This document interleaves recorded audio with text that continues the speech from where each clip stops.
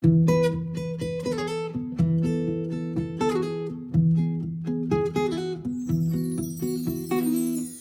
Sloth Knitters, this is Jana with Purl Together, and I'm excited for part 1 of the Harvest Cardigan knit along that we're doing. Alright, so today we're ready to cast on and learn the provisional cast on.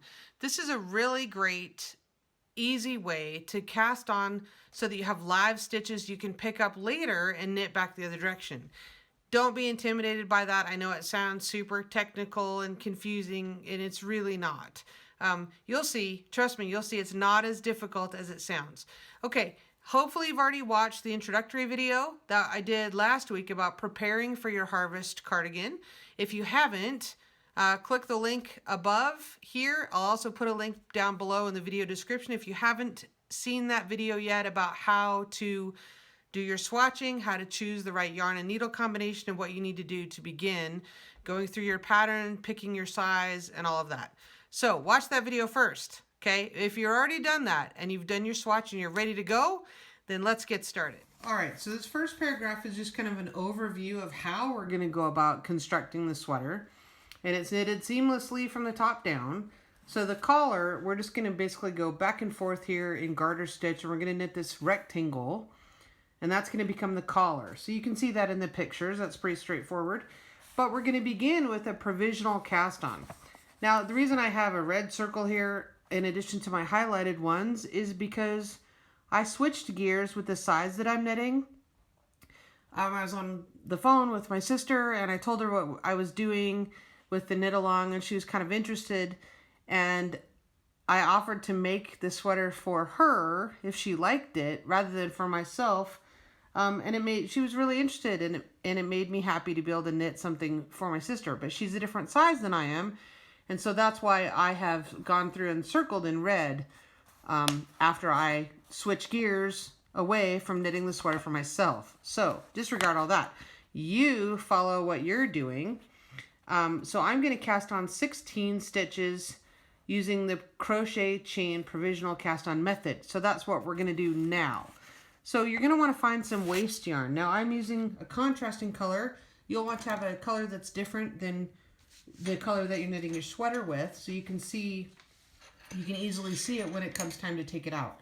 I have a pretty large crochet needle here. This is a 6mm or a size J. So you'll want to find, you know, a 5 or 6mm, whatever you have around, just as long as it's not tiny. And we're going to start with a slip knot. So that's pretty simple, right? The way I make mine is I just go right over left. I take the right side over the left and make a loop. And then I bring the bottom around and pull it up through the middle. Okay, pretty simple. All right, now I like to turn it over so that the tail is on the right and my working yarn is on the left. Kind of opposite of the way that I orient my working yarn when I'm knitting. So put the crochet hook in there and snug that up. All right, now normally we would just go on and we'd start making a chain. But I want to make a chain around the needle, my knitting needle, okay? So let me get this around the tripod. All right, I'm going to put my knitting needle in front of the working yarn, and I'm going to go ahead and begin making my chain. I'm going to hold the knitting needle with my left hand, and I'm going to maneuver my crochet hook in front of the knitting needle, go around and grab that, and pull that through. Okay, it's it's really that easy. Move your working yarn to the back of the knitting needle, crochet hook around, grab a hold of that, point the crochet hook down. That will make it easier to pull through. There you go. You just want to make it not super tight. Okay, you just want to keep everything pretty loose and easy. All right, go around and grab it. Pull it back through with your needle crochet hook facing down. Move that working yarn to the back. Okay, let's do that again. Crochet hook down, pull it through, move the working yarn to the back. And as I go, I kind of just, you know, inch everything down. I push everything down. Crochet hook around and grab it. Pull that through, working yarn to the back, around and grab. So you just carry on like this, depending on how many stitches you need to cast on appropriate for the size that you've chosen. So for me, that's 16, I think I said. So I'm just going to do a few more and then I'll count them and we'll see where we're at. All right. So you see what we're doing here. Okay. So the key is just keep moving that working yarn to the back. Okay. So I have 2, 4, 6, 8, 10, 11. So I just need a few more. You know, it doesn't matter if it's super even tension. You just don't want it too tight because we are going to have to knit into this. So you don't want to make it super tight and make that difficult for knitting into it here in a few moments. All right, I probably better count again now. All right, let's see. I probably have too many now, it looks like. 2, 4, 6, 8, 10, 12, 14, 16. Okay, I have one too many. All right, we'll just slip that off of there. Slip. All right, now what I'm going to do here, I'm going to do a couple extra crochet chains just without the knitting needle. And I'm going to do a couple extra, do 4 or 5 extra here. And the reason for that is so that you can tell where you left off. When we go back, we're going to unzip this crochet chain. We're just going to pull it and it's going to all come apart when we're ready to knit into it the other direction. So go ahead and pull your tail. Just go ahead and pull that all the way through. Okay. When we turn this around and look at it, you know that this is the part we're going to undo when it comes time to unzip. All right. Hopefully that makes sense. And this is the slip knot where we started. Okay, so now we're going to go back and look at the pattern and it says set up row, wrong side. WS means wrong side. We're going to set up row means we're going to purl to and knit to the end. So now is when you're going to bring in the yarn that you are knitting your sweater with. Okay, mine's this like lovely plum grapey wine color. I'm just going to kind of hold this behind here as if it were coming from the skein. And I'm going to go in as if to purl with my yarn in front. The yarn's always in front when you're purling. And I'm just going to purl into that like normal. I don't have to tie I'm not going to tie anything or do any of that. So purl 2 stitches and knit to the end. So for me, that's 14 more. All right.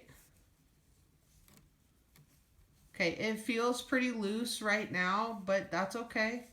Not to worry. So far, so good. Okay, so this is our setup row. This is what's going to hold on to our provisional cast on, which is our lovely crochet chain. Now that's the setup row. Now, row 1, RS means right side. Okay, so now we're going to turn our work and begin row 1. So it says, straighten all that out a little bit, and the instructions say, knit. Okay, we can all do that. Just knit back across.